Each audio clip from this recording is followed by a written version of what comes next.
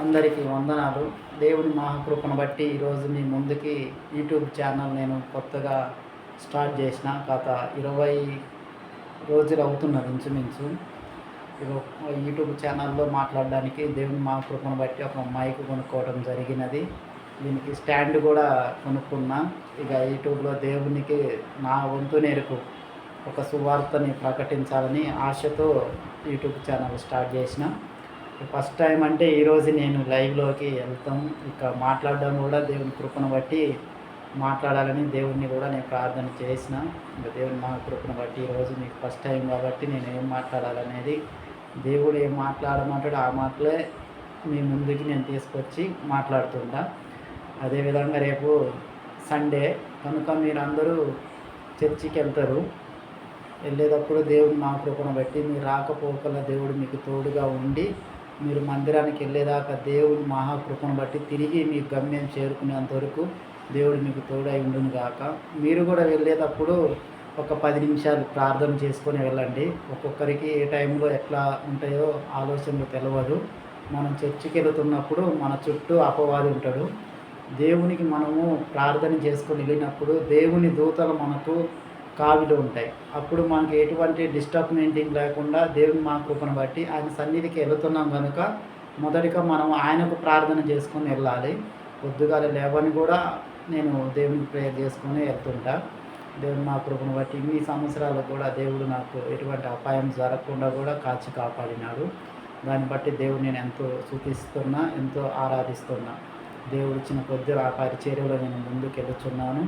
కొన్ని పరిస్థితుల్లో నేను రాలేకపోయినా కానీ దేవుడు మా కృపను బట్టి ఆయన క్షమించే దేవుడు కనుక మనం మనసులో చెప్పుకుంటే మనుషులు మనం క్షమించరు, కానీ దేవునికి మనం చెప్పుకుంటే దేవుడు క్షమించే దేవుడు. అందుకని నేను దేవునికే ప్రార్థన చేసుకుంటా. దేవుని జ్ఞానం బట్టి నిలిచి వస్తున్నా. ఇక్కడ నుంచి మీదట డైలీ నా పరిచర్య నేను కొనసాగించుకోవాలని, వీలైనంత టైం ఉంటే యూట్యూబ్ ఛానల్లో కానీ సువార్త ప్రకటించాలని, ఈ యొక్క సంవత్సరంలో డిసెంబర్ నెలలో కంప్లీట్ అయిపోయే లోపల యూట్యూబ్ ఛానల్లోకి నేను రావాలని ఆశపడ్డా. కానీ దేవుడు మా కృపను బట్టి నవంబర్ 1వ తారీఖున దేవుడు నాకు ఒక స్టాండ్ ఇచ్చాడు, ఒక మైక్ కూడా అవకాశం కలిగించాడు. వేరే బ్రదర్ని అడిగిన, ఎంతోమందిని అడిగినా కూడా ఎవరు సపోర్టింగ్ రాలేదు. ప్రేయర్ చేసుకున్నాక వాళ్ళంతటా వాళ్ళ యూట్యూబ్లో నేను పెట్టిన వీడియోస్ చూసి నాకు ఫోన్ చేసి వాళ్ళ నెంబర్ని కాంటాక్ట్లో ఉన్నా.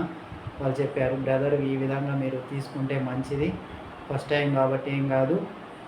మన ఛానల్ పేరు కూడా దేవుని కృప అనే యూట్యూబ్ ఛానల్ ఓపెనింగ్ చేసినాం. వీలైనంత వరకు మీరు టైం ఉన్నప్పుడు దేవుని మాటలు వినండి. దేవుని మా కృపను బట్టి ఈరోజు మనం మొదటిగా కీర్తన గ్రంథం 1వ అధ్యాయంలో దుష్టుడు ఆలోచన చొప్పున నడవక, పాపులు మార్గమున నిలవక, అపహాసులు కూర్చుండ చోట కూర్చుండక. ఈ వాగ్దానాన్ని బట్టి దేవుడు మనతో ఏం మాట్లాడుతున్నా అంటే, దుష్టుడి ఆలోచనలు ఏ విధంగా ఉంటాయో మీకు తెలుసు, పాపులు ఆలోచనలు ఏ విధంగా ఉంటాయో మీకు తెలుసు. ఎందుకంటే మీరు పాపంకి సంబంధించిందంటే సాతానే వస్తాడు. ఆ విధానానికి మీరు కొంచెం గమనించుకొని ఉండాలి. ఎవరు ఏ విధంగా నడుచుకుంటున్నారో, ఎవరు ఏ విధంగా ఉంటున్నారో అనేది ఫస్ట్ అధ్యాయంలోని కీర్తనలో 1వ అధ్యాయంలోనే దేవుడు స్పష్టంగా మనకు ఈ విధంగా వాక్యంని మన ముందు ఉంచినాడు. ఈ వాక్యం చదివినప్పుడు కూడా నాకు అదే అనిపించింది. ఫస్ట్ టైం నేను ఎట్లా దేవుడితో మాట్లాడాలనుకున్నప్పుడు కీర్తనలో 1వ అధ్యాయం 1వ వచనంలోనే దేవుడు నాకు బయలుపరిచిండు. నిలకడగా నిలవక అంటే మనము నిలకడగా నిలవలేము.